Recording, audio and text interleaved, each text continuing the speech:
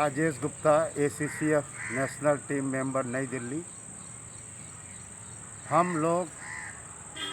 सभी जगह पर देखते हैं कि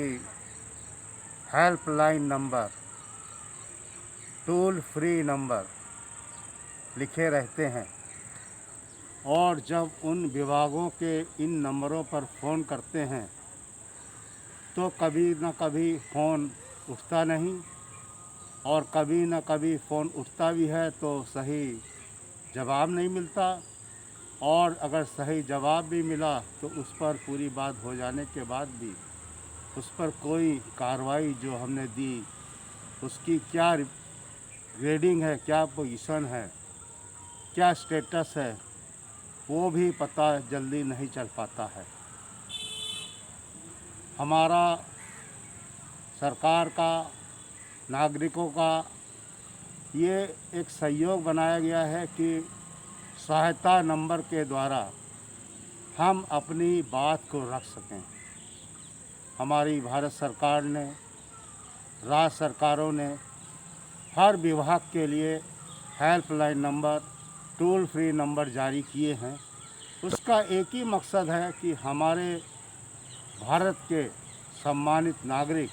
अपनी समस्याओं को वहाँ तक पहुँचा सकें। अतः हमारे जो लोग इस ड्यूटी को कर रहे हैं उनसे हाथ जोड़कर एक निवेदन है, अपील है कि जो भी फ़ोन आए उसको आप पूरी तरह से अटेंड करके सारी बातें लिखकर उनका मोबाइल नंबर लेकर, अगर उसी पर उनको स्टेटस या क्या उसकी प्रकृति है या क्या उसका जो है हिसाब किताब चल रहा है, अगर आप कभी बता सकें तो ये अपने में एक बड़ी ही अच्छी अनुभूति होगी, बड़ा ही लोगों को अच्छा लगेगा।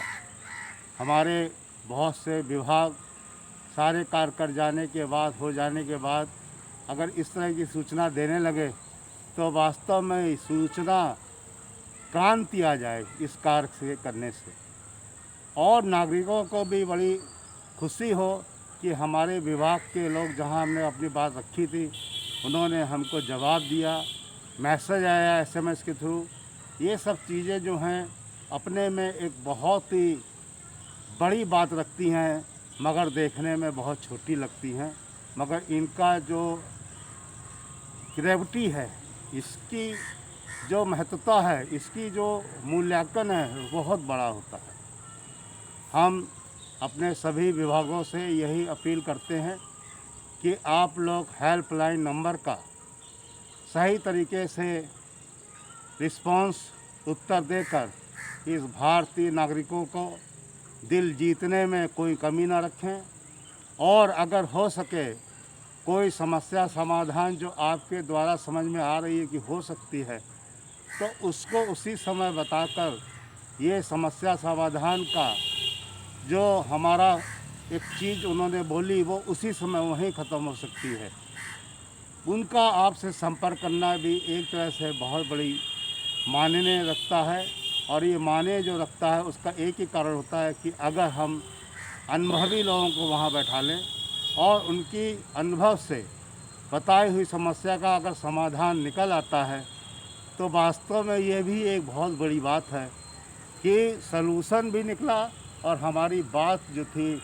हमारे दिमाग में काफ़ी दिनों तक नहीं रही, और इससे हमारे स्वास्थ्य पर भी फर्क पड़ता है। अतः आप सब लोग से यही विनती है कि अच्छे ऑपरेटर, अनुभवी ऑपरेटर और अनुभवी लोग बैठें, और हमारे जो लोग इस तरह के हेल्पलाइन का उपयोग कर रहे हैं उनसे भी निवेदन है कि कागज़ में अपनी बात पूरी लिख लें, जिससे कि उस समय फ़ोन पर बात करते समय वो सारी बात ठीक से बोल सकें। आधी बात बोलने के बाद में फिर दोबारा फ़ोन करके आधी बात बोलें, ऐसे जो है उन ऑपरेटरों को भी बहुत असुविधा होती है, और आपका भी बात जो है पूरी तरह से नहीं सुनी जा सकती, या सुन सकते हैं या समस्या का समाधान निकाल सकते हैं। ये तभी होगा जब हम अपनी महत्वपूर्ण बात केवल अपने कागज़ पर लिखकर उस विभाग पर हम हेल्पलाइन नंबर के माध्यम से, टोल फ्री नंबर के माध्यम से छोटे रूप में कहें, जिससे कि जो हमारी ग्रेविटी है समस्या की या समाधान की वो निकल के आए। केवल हम अपनी छोटी मोटी समस्याओं के लिए हम इस तरह की बात करेंगे तो वो जो महत्वता है उस पर उतना जो है असर नहीं पड़ता है। इसलिए आप सब लोगों से अपील है कि टोल फ्री नंबर और जो हेल्पलाइन नंबर है उसका सही तरीके से उपयोग करें और हमारी सरकार इस तरह की जो भी समस्याएं या जो भी समाधान आता है या जो होगा वो आपको ज़रूर जो है करती हैं, ज़रूर इसके मैसेज भेजती हैं। और इनका जो है शिकायत नंबर या जो कॉल नंबर है वो आपको SMS के माध्यम से मिलनी चाहिए, ये मेरी एक अपील है। और कहीं कहीं कुछ डिपार्टमेंट तो इस तरह की सेवाएं दे रहे हैं, भेज रहे हैं, जो आपको कहते हैं कि इस नंबर से अपना स्टेटस पोर्टल पर जाकर देख सकते हैं। तो आइए हम सब लोग हेल्पलाइन नंबर के प्रति जागरूकता के साथ, सतर्कता के साथ इसका उपयोग करें। यही इसकी वास्तविकता है और यही इसकी उपयोगिता है कि हम लोग जो है अपनी बात को कम से कम चीज़ में बोलकर और उसको सही डिपार्टमेंट में टेलीफोन करके अपनी बात को रखें। यही हमारी आज की एक जागरूकता और सतर्कता मिठास भाषा और हर चीज़ यहाँ पर स्वादिष्ट शुद्ध मिठाइयों के साथ आपको मिलती है। आप आइए और आप इसके साथ साथ आपको लाजवाब जो है यहाँ अमावा मंदिर जो है जन्मभूमि के पास में ही है। निःशुल्क यहाँ पर आपको भोजन, निःशुल्क प्रसाद आपको मिलेगा